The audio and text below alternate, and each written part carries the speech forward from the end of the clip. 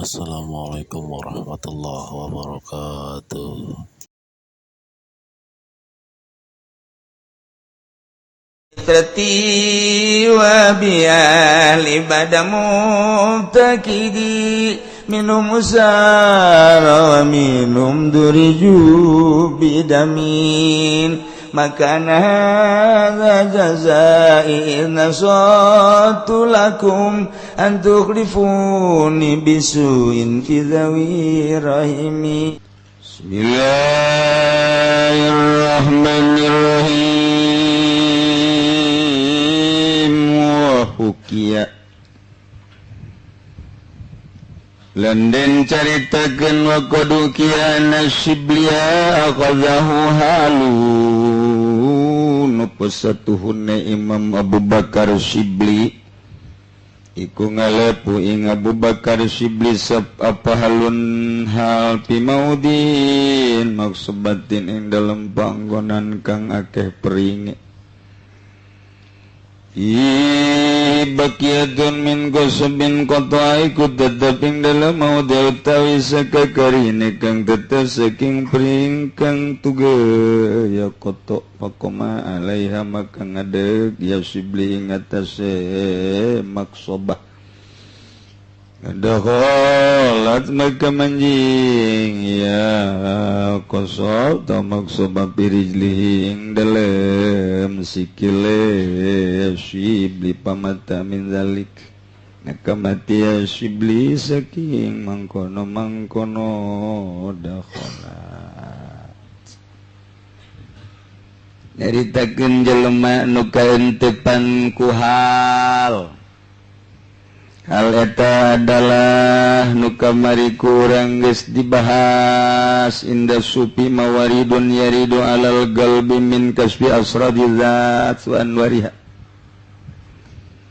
mimiti awak aya kulitan kulit di jerona aya dagingan daging di jerona aya getihan didinya aya ruh ngaranna ruh nabati butuh kana dahar-dahar nginum-nginum jang kekuatan jasad saluhureun eta aya ruh hayawani saluhureun eta aya ruhur ruhani saluhureun eta aya ruhur rahmani jadi opat aya ruh lamun tadi mati lu ruh mun geus datang ka waliun min auliyaillah ruh jadi berarti opat ruh sempurna disebut arwahul kumal ruh kamil etalah nu bisa mukammil ruh anu kamil bisa mukammil ruh nu sempurna bisa nyempurnakeun mursyid ngaranna disebutna arwahul kumal jika ada macana ulah kuman kumal jadi geus sempurna tina ruh hayawani ruh ruhani ruh rohmani na geus sempurna warid nyulusup teng kajaro golbu untuk merasakan sifat-sifat Gusti Allah, asma Gusti Allah, af'al Gusti Allah. Urang mah kuari dibahas bae can karasa. Geus sering urang ngabahas urusan af'al Allah. Fa'alul lima yurid berarti ieu teh kabeh pagawean Allah tapi ngan datang kalisan doang. Wallahu khalaqakum wa ma ta'malun. Urang teh jeung pagawean urang nangadamel Allah tapi urang nyaho teh ngan sakadar di lisan can karasa ku urang can karasa bahwa urang dilempangkeun ku Allah sakitu didedet-dedet ge ieu teh teu karasa tamah hayal jadi can dibere hal urang ku Gusti Allah tetep moal karasa sehingga eueuh ketenangan urang lamun geus dibere hal ku Gusti Allah urang zikir mulai jam 1 teu boga perasaan ku kumaha hayang dunyan teu hayang mulyan teu hayang agung teu henteu ieu mah zikir teh lillahi ta'ala be Allah nitah zikir kemudian genang Allah zikir teh mulai orang zikir dulu zikri la ilaha terurusuhan zikir teh geus bae sesuai jeung aturan la ilaha illallah la ilaha illallah la teu boga rasa diri du zikir teh Allah la ilaha illallah Allah fa'alul lima yurid wallahu khalaqakum lima ta'malun la ilaha illallah dicekel mah dicekel tasbih tapi teu maksud gitung menang sabaraha ieu teh besi menang 3 tunduk la ilaha lolobana emang gitu la tenang zikirna teh lah teu boga target sabaraha teu boga target datang ke jam sabaraha kumaha Allah bae la ilaha illallah la ilaha illallah kulantaran tadina urang teh nyebutan ahli-ahli Allah heula make adab-adaban sesuai jeung aturan Allah anu ngagerakeun urang teu karasan kana bakalna leng udang-udang subuh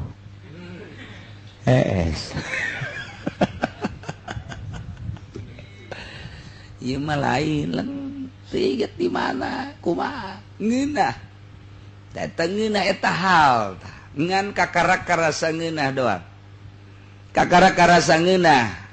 namun ditanya ngeunahna modal kumaha teu bisa nyaritakeun pokona mah teu boga pikiran ku kumaha leng rindu ta urang rindu encan dibere kukumaha kakarak awalan hal awal teng dibere rasa ngeunaheun amat sih eta berjam-jam ge sila sugan engke bakalna nyeri henteu sugan singser moal teh mah kajen kukumaha ge moal bae jag bae urang sabaraha jam teu karasa misalnya teh jam 1 datang ka adzan Allahu akbar Allah eta hanjakal boga rasa hanjakal ih adzan mah ku ngeunaheun teu karasa di jam 1 jam 2 jam 3 jam 4 3 jam setengah teu karasa ku ngeunah-ngeunahna ngadenge azan teh ngadenge azan eta teh asa hanjakal embung teh ngadenge azan teh ku ngeunah-ngeunahna illallah la ilaha illallah geus teu maksudna naon teng hese tah meunang deui ka kos kitu teh hese mungkin teu sabulan dibere deui mungkin ke sababaraha bulan teu nyana berusaha tapi ge kadang dibere deui ku Allah kayak nggak sering diberi kos gitu teh terasa asma Allah teh aya sami'un alim ih keur didengekeun keur dikanyahokeun keur dideleukeun ieu teh terasa kos lautan laut ilmu Allah laut asma Allah laut basar Allah geus teu daya teu upaya ieu lah hal di mana karasa asma bakal karasa sifat di mana geus karasa sifat jeung asma bakal karasa afal ieu lainang urang nang Allah geus kabeh dedeleuan Allah bae darasaan Allah bae da lainang urang selama urang ngaku moal usul-usul sebab aya pengakuan diri di mana urang masih kena aya pengakuan diri moal bisa ieu geus lepas kabeh teu boga pengakuan nang Allah ikir carita penjabaran praktek nama lain gitu ieu carita penjabar praktek nama atuh lain gitu engke teu karasa tama lantaran tama anugerah ti Gusti Allah urang bisa ngalepaskeun mimitina tinggal ngalepaskeun dunia heula dilepaskeun bae heula dunia teh ja dunia mah dipikir teu dipikir sakitu bae dihayal teu dihayal sakitu bae diteangan teu diteangan sakitu bae artinya sakitu bae urang boga kepercayaan japal kolam geus anggeus kolam utar atur pembagian ieu harta urang di teangan aya aturan megana sakitu mah ti lauhil mahfuz sakitu bae teu di teangan ge dasar dek loba mah dek loba bae japal kolam jadi urang teh kuari dek naon pukar pikir ja geus beres pembagian rezeki urang ka urang milik urang ka urang teh geus anggeus geus atuh tanu mun bisa mah atuh rek di pikiran jadi geus pembagian Allah di lauhil mahfuz da tinggal kuari man dipeta-petakeun ku Allah tah poe eta tah poe eta tah poe eta tah dek naon deui tak boga keyakinan anggeus atuh ka Allah keun ayeuna mah teh ieu mata kicep nang Allah ceuli nang Allah napas di jero urang aya ruh nang Allah dibersihanana ge ku Allah urang teh kan boga kahayang dong kembalikeun ka Allah ilallah minallah fillah mulai nikmat nyulusup kaharti asma kaharti sifat kaharti asma jeung sifat bakal kaharti afal di mana geus kaharti sifat asma jeung afal bakal kaharti zat sebab moal keluar asma sifat jeung zat kaju kos kumaha tuh moal bisa saha ge moal bisa hatta Kangjeng Rasul ge teu ngabejakeun Kangjeng Nabi Isa Kangjeng Nabi Musa teu ngabejakeun tapi eta ditajalikeun ku Allah sabada takholli urang ta eta tajalli ditajalikeun teh kemudian eta dibere hal urang tajalli ta eta teh dipilih ku Gusti Allah tempatna Kangjeng Nabi Musa digerokeun ka Gunung Tursina apa teu imkaneun Gusti Allah lamun lain di dinya atuh imkaneun ngan geus kos kitu bae sunnatullah dek mere Allah kahiji hambana anugerah tajalli kudu dipanggil heula ka Gunung Tursina Kangjeng Nabi Yusuf apa bisa apa teu mungkin di luhur we luhur bisa tapi dek ditajallikeunna di jero sumur Kangjeng Nabi Ayub apa bisa apa teu bisa lamun ku sehat atuh bisa tapi ditajallikeunna ketika geus tinggal rorongkong doang Kangjeng Nabi urang dipilih ditajallikeunna teh Sidratil Muntaha walaqad ra'ahu. Nah iyalah Allah teh boga pemilihan-pemilihan nu mantap urang teh urang kudu milih tempat ieu teh lamun tempat ieu teh bagus ieu teh jang ibadah ka Gusti Allah pindah ieu terasa ngeunah ya di dieu mah ya di dinya mungkin dibere anugerah bakalna di dinya ieu teh teu ngeunaheun di dieu mah di anu pindah eta teh menang Allah ngagusar ngageser aya waliullah di Masjidil Haram teh ngeunaheun kunaon aya di Jabal Abi Qubais geunah aya waliullah teh di Masjid Madinah kok teu ngeunaheun ibadah teh padahal mah di raudhah deket Kangjeng Nabi kunaon atuh di patilasan Kangjeng Nabi di sekitar eta mah kok ngeunaheun pilihan Allah nah iyalah Allah teh dek merek ka urang tajalli ta eta teh dek nyembungkeun dek ngasupkeun hal ieu terserah Allah teh mah kumaha Allah bae urang teh dipanggil seakan-akan ku Gusti Allah mana ka Banten mana ka Gunung Santri naik ka luhur diuk di dinya sok ibadah sarua jeung kos kitu sila sok peureum bentak aya tukang saho tajalli tah bener gede deh susuna tah tajalli tah Allah nang Allah gusar geser hakikatna bah Allah tiapan ge berangkat sia ka ditu ka Mekah berangkat ka Madinah berangkat ka Irak berangkat ka Iran berangkat nang Allah utar atur di satu tempat Allah mere sesuatu nu indah luar biasa nu teu kanyahoan ku batur rahasia Allah paingan diberangkatkeun horeng dek mere eta anu sulit terulang deui ta eta teh selalu kitu bae Gusti Allah ieu di imah bae ge sarua bae di imah teu puguh teu garuh udang padahal mah tilok hudang jeung hiji mandi sarua jeung kitu okos gerakan urang padahal nang Allah wudu salat eta teh cek Allah teh salat ngan teu beunang dihayal-hayal kitu aing keur ku Allah keur dititah ya aing keur dititah ya tu ngahayal edan tu siang kana ka ditu ulah seakan-akan kos kitu sebab wallahu khalaqakum wa ma ta'malun salat beres salat deui beres salat atawa salat deui minimal 6 rakaat ke ku Allah dibere mungkin di rakaat awal mungkin di rakaat kadua atuh teh mah kumaha Allah bae dibere leng bae di jero salat teh kok aya ngeunah di jero salat teh aya ngeunah rahasia Allah dibere ku Allah jicipan eta mah rahasia Allah mungkin ka ul kiai mungkin ka ustad mungkin ka pedagang mungkin ka petani mungkin ka karyawan atuh kumaha Allah bae nu neuk merena mantek aya kiai teu ngeunah-ngeunah salatna tapi ngadenge aya hiji karyawan abdi dipasieun ke ku nikmat ieu teh rahasia Allah anugerah ngan coba datang deui henteu kos kitu bisa deui henteu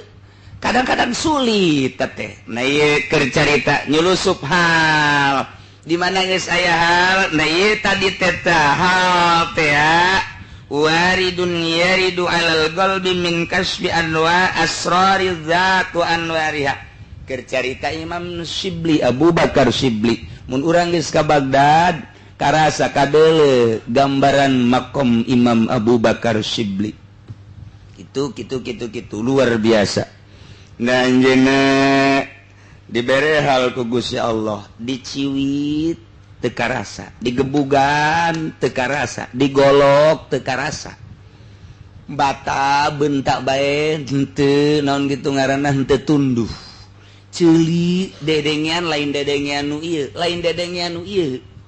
Lain dedengean ieu suara mobil, suara teu kadenge. Jadi pindah tak ketika aya hal teh dedelean lain nu ieu, dedengean lain nu ieu, aambean lain nu ieu. Jadi ngageser padahal jelema di dinya. Mun sakira-kira dicabut teh halna teh biasa deui. Ketika dibere hal di dinya kele jelemana tapi lain dedengean lain nu ieu, aambean lain nu ieu, dedelean lain nu ieu, jelemana di dinya kene. Masyaallah. Boro-boro keur carita alam kawalian, alam jin, urangna di dieu, tapi ternyata dibukakeun ku urang ku Gusti Allah di alam jin. Atuh asup urang ka alam jin, biasa kadeuleu alam jin teh kadeuleu istana, kerajaan dan lain sebagainya. Di alam jin ieu mah lain alam jin, alam hakikat. Tah Abu Bakar Syibli teh teu karasana naon, geus mang poe-poe teu sare. Sababaraha poe teu sare teh lain teu sare lalagan teu sare bae teu kuat. Sebab lain dedelean nu ieu, lain dedengean nu ieu. Nah, di akhir hayatna Abu Bakar Syibli asup ka hiji tempat eta teh kumuh anu luar biasa, loba puntungan-puntungan awi anu sarareukeut. Nyana asup ka dinya di alam hakikat ku ngeunah teu karasa, aya paku nancep, aya awi nancep teu karasa. Ternyata paku jeung awi nu nararancep ka dirina teh eta teh ngajadikeun sababna maot teu karasa kunyana.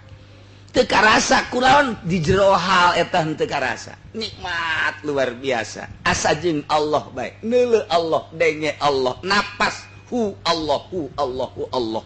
Allah. Jadi geus gahiji teh. Nah ieu moal karasa. Tah lamun geus kos kitu, urang paeh ge teu karasa, hayang paeh ge tamun geus datang ka dinya teh lolobana waliullah teh ngadoa hayang paeh. Nikmat jasa sebab kapanggih jeung Allah geus wusul, berani di jero kubur ge nang tangan malaikat. Lantaran Allah na eta kene di dunia di luhur bumi Allah na eta, di jero kubur Allah na eta, di mahsyar ge Allah na eta. Kuari geus wau jeung Allah atuh teh sieun ketika malaikat maut menjemput nyawa. Saya malaikat maut deuk naon? Nek nyambut nyawa lain ti kamari. Angel amat sih. Carekan malaikat maut kira-kira aya tuh kudu nyarekan sagala. Tuh gegeraan hayang geus ka geura usul ka Gusti Allah, hayang geura kapanggih kitu. Hayang geura kapanggih jeung Gusti. Engke di kuburan ge ditanya ku malaikat munkarna ke, "Man rabbuka?" Tuh nyatanya sia. Nanya maka ditu kana can wow jeung Allah. Aing mah di dunia geus wow jeung Allah. Beuh ceuk malaikat. Poara amat laporan ka Gusti. Ieu jadi ditanya nyarekan kula. Sia teh men tanya-tanya bae ceuk Allah teh. Geus teu kudu ditanya eta mah. Geus wow jeung Allah. Engke di masar ge atuh jangan mah ngaroko bae. Tenang bae. Di sisi tenang bae kada wae atuh kalem bae. Deuleu jelema nu kieu nu kitu eta sabodo nya nu geus wow ieu jeung Allah. Nungguan panggilan dong. Sugan sieun atuh henteu la khaufun alaihim wa lahum yahzanun. Nah sebab atuh di dunia ada geus kapanggih jeung Allah teh geus wusul atuh geus kasieun inna auliya Allahi la khaufun alaihim wa lahum yahzanun. Lain kuari bae teu buka kasieun di jero kuburanna sugan sieun atuh henteu, di mahsyar sugan sieun atuh henteu, nu mantak nya mah kukucuprakan ka neraka ge masalah. Masalah. Nu mantak daripada urang dideleukeun ka sorga haja teu ka sorga, maning ka neraka tapi teu panas. Waliullah teh pan ditaneangan murid-murid da coba basa di neraka murid-muridna kukucuprakan di neraka. Teu panas cenah mah. Neuleukeun muridna sia ieu. Waduh, geus aya abdi Asep. Di mana Asep Cikupa? Geus tarutung ge. Oh. Aji sia mung kunaon gara-gara ulah ngobrol lah angkat heula.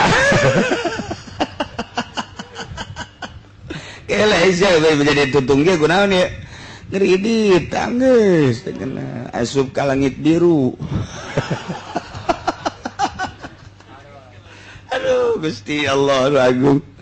Nah iyalah orang menyaritakeun ka saya geus diangkat eta waliullah ulama kuku cuprakan di neraka.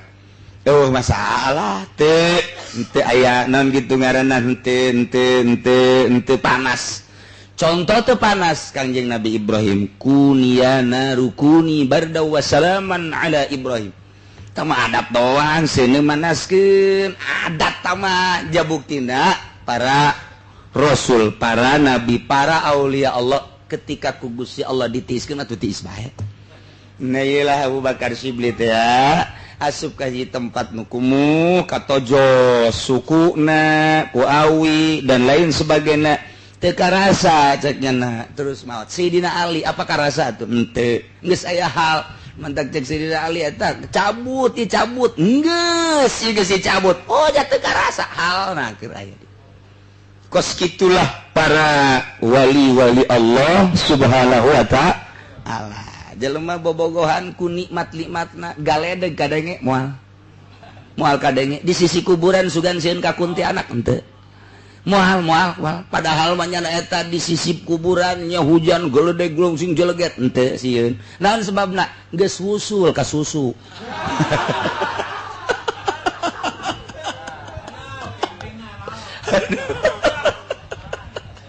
tah eta kos kitu eta keur carita dunia dicontohan ku dunia deh ieu mah uzuran ruhani masya Allah geus leuwih ti sagala rupa ruhani mah hese ngagambarkeunana lantaran kanikmatan ruhani mun dibandingkeun jeung kanikmatan jasmani mah eueuh tai kukuna acan ketika hiji jelema diberengeunna salat ukur ku barang dahar ukur ku pakaian ukur ku kendaraan ukur ku awewe moal bisa ka ukur eta kakarak dibere awalan geus ngeunah nu mantak makin ka ditu makin sono lantaran geus dibere nya sabodo aing mah geus deuk Allah bae makin sono jeung Allah andai kata dituturkeun teu bunga ditinggalkeun teu sedih sebabnya mah geus dibere anugerah ku Gusti Allah nikmat ketika salat nginaheun ketika maca Quran nginaheun ketika zikir ji malah mah ribet loba jelema teh ribet cenah mah ribet aing mah geus pokona mah cek aing mah jeung Allah bae mun bisa mah ngan nyana kembali deui nang Allah ngagerakeun ja dititahan ka dieu henteu tapi datang diundang henteu tapi datang oh berarti mah tinggal kumaha urang narimana nyanggakeun sadayana ka Gusti Allah hakikatna mah nyana teh tak embungeun naon sebabna ribet jeung jelema mah ribet geus mah ngeunaheun sebab ketika maca Quran teh kudu loba maca Quran nikmat zikir gitu keneh geus lain ukuran 1000 2000 keur awal mah heueuh ulah kurang ti 1000 ulah kurang ti 10.000 keur awal mah ai kadituna mah geus dibere ngeunaheun mantap 1000-an jelema maca la ilaha illallah aya waliullah maca la ilaha illallah hiji bandingkeun jeung jutaan la ilaha illallah nu can usul beratan hiji tah nu mantak naon kitu ngaranna hiji zikir dibaca ku ahli Allah hiji jana zikir bandingkeun jeung jutaan manusia beratan keneh ieu kitu keneh doa ahli Allah henteu kudu loba Allahumma ighfir lahu warhamhu sakitu doang nyulusup ka mayit ngeunaheun jasa karasana Kiai Golkar ngadoa Allahumma ighfir lahu warhamati cak mayit teh geus aduh ya aing nyangsang di tangkal Golkar ieu cek ya aing bisa ragag ya Allah hese lamun jelema geus dibere makin sebabnya nama di alam jeung diomongkeun teu pengaruh di alam sakitu bae diomongkeun sakitu bae jak embungeun ieu nya nama sebab jelema lamun ngaji hayang dituturkeun hawa nafsu jelema ngaji magahan ngaji ceramah dakwah geus lain ditanuturkeun nyana ka Allah geus ngajak ka Allah bae lamun diri tu geus ka Allah atuh geus cukup jangan ngajaknya ka Allah jadi lain hayang syak kunaon teu ngaji ka aing hawa nafsu siksaeun Allah tetek kiai kos kitu kunaon teu ngaji sia ka aing siksaeun Allah atuh kunaon hayang diajian pan ngaji teh ngajak ka Allah ge Allah anu noelna daekeun jeung henteuna dakwah teh ngajak ka Allah ketika urang ditu didakwahan geus ka Allah atuh geus urang sok aju pan sia didakwahan ku aing bere atuh aing amplop kos gitu bahaya takos gitu tah mantap lamun aya jelema dakwah macakeun Al-Qur'an macakeun hadis macakeun kalam Allah macakeun kalam ulama kemudian nu dimaksudna teh kosoda wa kosoda kitul mal wasanaan nah lamun dimaksud harta jeung pangalem ieu adalah ria teh tuh bitul amal kadituna siksa bacakan Al-Quran makin loba nu ngadengekeun makin gede ganjaranna jelema ibadah kemudian didengekeun ku jelema loba makin loba nu ngadengekeun makin gede ganjaranna ka dirina lamun henteu qasdul mawasana lamun tujuanna hayang harta atau hayang pangalem atau duanana nya harta jeung hayang pangalem siksa Allah nu bakal terjadi dek ngaji Quran tah dek pidato tah dek ceramah tah dek ngaji tah kudu kumaha tuh ajakna ka Allah ngajak ka Allah dirina kudu geus ngarasakeun ka Allah lamun ngajak ka Allah dek aya nu ngadengkeun dek henteu dek lobaan dek saeutik akur bae ketika enggeus ka Allah bungah nu aya urang mah lain kitu pan narurut ka aing bungah ka Allah basa bodas teh nurut ge urang mah tibalik tak ieu mah lain bungah asal geus ka Allah bae ge urang ditu geus salat atuh enggeus teh kudu didawan geus cukup kurang itu geus ngarzarakat geus atuh teu kudu ja dakwah teh dakwah neruskeun Kangjeng Nabi di sampingnya imankeun ngaislamkeun ieu jadidu imanakum nambahan gede iman nambahan anyar iman kudu urang ditu areun geus salat areun geus zakat geus teu kudu ka ditu atuh nu penting mah ka Allah nyana teh silaturahmi atuh kajeun tah urusan nafsu teu datang-datang urusan nafsu cenah geus teu ngaji jak geus atuh masalah ieu mah sok ditanyakeun sieu datang-datang ka aing barang geus jadi jelema yes baheula mah sia keur nyungkru ka aing bae nah ieu siksaeun kiai siksaeun siapa ngaji di aing nyaho ka alif lempeng jeung bengkok teh pan di aing ku ari sia geus gigiridigan ka dieu ka ditu pan tilok nyaba ka aing kiai siksaeun Allah ji atuh geus we urusannya nyampekeun atuh geus ganjaran engke bae di akhirat bari tungganana ulah ku ari diomongkeun padahal teh murid aing tapi ku ari nyana geus tilok ka aing bloon jasa sumpah sia ku aing sia disapa sia ku aing cak muridna ngadu sapa yuk ngadu sapa bang pokona jeung nu teu karena Allah mah panyakitan bae tapi lamun nu jeung karena Allah sebab nu di dieu ridho Allah nikmat kanu ngaji nikmat kanu ngadengekeun nikmat ka murid nikmat naon nikmatna mere sakitu teu mere sakitu datang sakitu teu datang sakitu sistem ngomongkeun sebab naon izin ka Gusti Allah ja hakikat mah titipan ti Gusti Allah ngajak lagi ka Allah ieu ku ari geus da bisaeun nyana teh tadina diajak ka Allah cara ngaji amil ngaji jurumiyah narkib dan sebagainya halal ngasal alfiah dan ku ari geus berdiri atuh geus teu kudu kumaha geus bisaeun nyana ka Allah bahkan geus ngajakan ka Allah atuh geus urang mah diojol pantah kamuliaan teh ku keagungan ku dunya ieu kutukeun Allah teh urang lamun ngomong kos kitu teh hese jasa hese teh kos kitu cita bacana ka aing emang kasiap ku aing mah eueuh hiji-hiji acan hese mantak urusan batin lamun teu boga guru moal bisa ria capek jasa ngaleungitkeunana ria teh capek sebab urusanna ruhani urang ku ari encan aya guru ruhani atuh moal bisa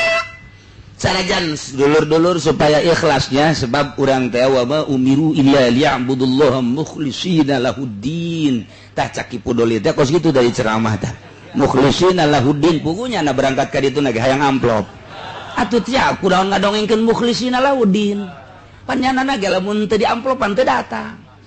pan cenah mukhlishina lahuddin pan eta munafik eta kos kitu ngaranna sial cak haji pudoli emang sial sia mah lain aja pudol ini kabehan aduh nganyan apa ya ditukangan kabehan hese emang kumaha jak kiai ge dulur sing ikhlasnya ai ceramah teh kos kitu pantak ulah kamari ge ngadengkeun Ki Nurjaya sing ikhlas bae sing ikhlas pugunya na kadinya ge hayang diberi duitan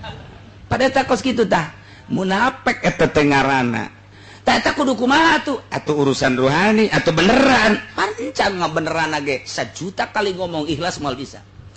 sebab candi urusan pan ai candi urusan lah atuh ngaranna ge candi urusan kadaharanna naon rohani teh obatna naon rohani teh antina naon rohani teh ai awak urang mah pan ku ari teh di urusan isuk-isuk ulah ngadahar rujak sia nyeri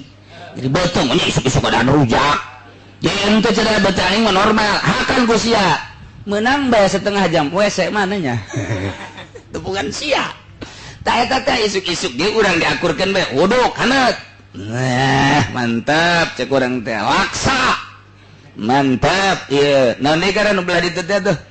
naon deui ngomong atuh sia teh teh keun tah teng akur untuk menjaga kesehatan disesuaikan kadaharana ieu kieu le ngantuk saeutik urang teh disarekeun jang awak ba urang geus teu kudu dipeta-petakeun meta sorangan mentek cek Imam Ghazali cek Imam Syafi'i seluruh imam pamarentah teu urusan dahar rakyat bakal dalahar bae sebab naon kebutuhan masing-masing ulah diurusan coba urusan dah nehangan bae aya sangu dangder hui naon mantang hui jeung mantang eta kene bakal sebab kebutuhan sorangan ja aya urusan lain urusan dahar rakyat mah urusan statistik urusan politik urusan birokrasi dumantak nu jadi pemerintah teu kudu kiai nu bener utar aturna urusan jang urusan perekonomian jeung perpolitikan sanajan cicing dimui ari teu becus mah kiai cicing dimui teu becus atuh acak-acakan bae teu kudu kiai majelis ulama teh kan sakadar ngaran doang nu penting mah bisa birokrasina sanajan lain kiai sesuai jeung aturanana jadinya nama ngurusan teh urusan kalurusanana dina kitu urusan siasatna ieu salurkeun ka dieu ieu ka dieu teu kudu kiai acara kiai bae atuh leuwih abdul asal leuwih kudu leuwih bisa ternyata diuk di dinya leuwih ambruk atuh pecat kiai ganti ku si peot tadi nyata tak kos kitu nagara teh sebenarnya mah kos kitu ngan dikira-kirakeun kiai lantaran dititipan ilmu bakal leuwih bagus asup ka DPR jadilah bupati ternyata ambruk sebab naon dikendalikeun ku Yahudi di negara urang mah nah kitulah nah ieu balikan deui ikhlas teh ya bagian ruhani lamun urang encan ikhlas moal datang hal satungtung aya keneh ria ujub takabur nafsu ngaranna moal datang hal jelema didatangan hal teh ku Gusti Allah diberi anugerah ketika geus eueuh panyakit ruhanina ku ari urang saseleh dek ngadengitkeun ria ge sebab ria bagian ruhani posisi riana aya di lelembutan nu mana di urusan ge encan ku urang salilana aya mah aya kitu ikhlas saeutik persentasena cek Imam Ghazali teh mah aya ikhlasan aya riaan ditimbang gedean mana ikhlas jeung ria gedeana ria bae urang sodako ikhlas aya riana aya timbang gedean ria bae can di urusan mah urang aya nama tutulung ka batur aya ikhlasan aya riaan timbang gedean ria bae urang ngaji ceramah aya ikhlasan aya riana ikhlas cek jadat ieu mandek mituturan batur teu hayang teh mah duit bae dibere atuh alhamdulillah itu dibere atuh eta non gitu ya alhamdulillah kana lah pokona mah lah geus bae ceramah bae nyana dak bae datang ka imah dibuka leutik amat riana gede liana tetep bae hese can diurusan tah dumantak perluna pengurusan ruhani kudu ka ahlina nu tadi teh kudu ruhul kamil arwahul kumal ilah anu bisa ngurusan urusan ruhani jelema nu geus bersih ruhanina ieu mah urang guguru ka jelema anu encan bersih atuh ka bawa nu mantak anak almarhum abah teh dek di pesantren anak awewe ka ditu bae nya ka mana cak anak teh ka cinta pada ulalah cak abah ih palalinter kaluaran cinta pada mah ulalah cak abah teh mending urang-urang bae atau kadenya ka Bogor sakali deui hayang ka cinta pada we ulah nu mantak ulah nama guruna sok asal kaluaran cinta pada bae haju bae jualan tiung tak eta teh ti dituna jualan tiung guruna ka muridna ge jualan tiung terus bae muridna ge engke mun muridna de jualan tiung deui bae jualan jilbab jualan tah eta ti luhurna kos kitu tah kolot mah geus istimewa jasa ulah sok jualan tiung saeutik mah ngomong panyakit eta dibawa di pondok bae guru geus jualan atuh ka dituna kumaha tah eta lah jadi ilmuna mau gede teh ngan dibere embel-embel kuari muridna kitu bae asal pengajian jualan asal ngayakeun pengajian jualan atuh emang uyah moal tetes Kada pasti. Ya mantap kan guruna nu ikhlas mantap kula masantren di Banjar teh cek abad teh didinya bae. Lantaran surahan di Banjar mah hayang pindah ka Cikole, hayang pindah ulah geus di Banjar bae. Bebeja kula ka Abah. Bah, di Banjar mah ieu ngaji utawi iku surah lapar doang gitu boga kajen di Banjar. Ai geus lain kajen mah kula teh geus jadi sampai ke saya sadaekna lah. Sayang ka ditu ulah ka diulah can kaharti. Oh kahartina ka dieu tahapan ikhlasna nu beda. Tetesan ikhlas engke deuk hayang surah kumaha sia. Lamun guruna ikhlas ngembang, lamun guruna teu ikhlas sabakutet sakitu bae sia. Sia nya bakutet tah sakitu tah. Bahasa Prancis eta bakutet teh. Ih, teu nyahoeun. Jadi hese tah, kolot mah luar biasa. Istimewa ulah geus di Banjar bae. Oh, barang diteliti kos kitu. Gitulah loba-loba hal-hal anu diulah ka anu ulah, bahkan kula geus siap dek belajar di Mekah. Geus saminggu deui dek berangkat nu nguruskeunana kana Haji Muhadi di Jakarta tanpa make biaya. Kurang geus nyieun kitu ijazah sanawiyah jeung aliyah ge. Geus nyieun geus dialihkeun ka Arab, geus tinggal berangkat seminggu lagi cenah berangkat. Beja ka kolot ulah. Henteu bae yang bisa bahasa Arab dah ulah. Coba barakali geus ulah. Gede ka kuari ijazahna dihitung ngendek bae. Anakan bisa meureun. Dicokot henteu ku kula kalau boga sanawiyah jeung aliyah teh boga. Sadajan teu sakola, eta meureun teh blonda.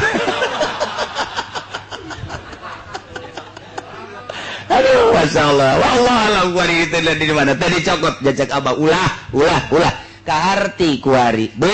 Meureun lamun kuari bisa bahasa Inggris paseh, bisa bahasa Arab paseh. Lalancongan kaditu kadayeuh meureun kapake di pamarentah kapake di NU meureun kapake jasa sakieu ge bodoh deuk digeser-geser bae ngan aya bodoh bapan teu berani embung aing bodoh ke disengserikeun batur geus ngaji kieu bae aing mah bade los lah pokona deres tah inget ka kolot oh bener teu meunang leulempangan kadayeuh nya sia dayeuh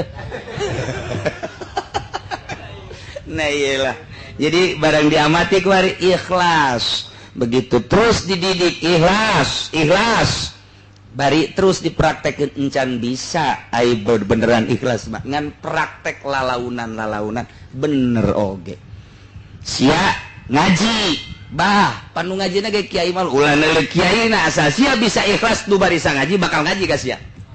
Sia jago ngaji tapi teu ikhlas, mundur boro-boro nu bisa ngaji. Nu bodoh ge moal ngadegekeun sia. Je jaheunya geus kitu bae geus pokona geus ulah hayang dinanaon ulah hayang dibere ulah hayang disasalaman ulah geus ngaji titik geus sakitu pan ngomong mah babari tah coba ge ceramah pun pahit jasa cak Haji Pudoli eta ikhlas pahit cak kana teh deureuh mun teu kempes ban jeung teu kurang bensin mun kurang bensin pada teh pahit jasa lain pahit ketir tah mah. Nailah diurus supaya mak sekadar bayangan sebenarnya bahwa orang horenganan encan urusan batin. Ternyata di mana can urusan batin horeng ibadah orang TK. Tayeuna mah nyarita teh lainna naon horeng aya parantina nahu sorop aya parantina kitu keneh ruh ge aya parantina. Ulah sambarangan asup tarekat, ulah sambarangan asup pengurusan rohani, kira-kira encan pas mah ulah maning bersyariat be insyaallah ku bersyariat ge. Wallahu a'lam.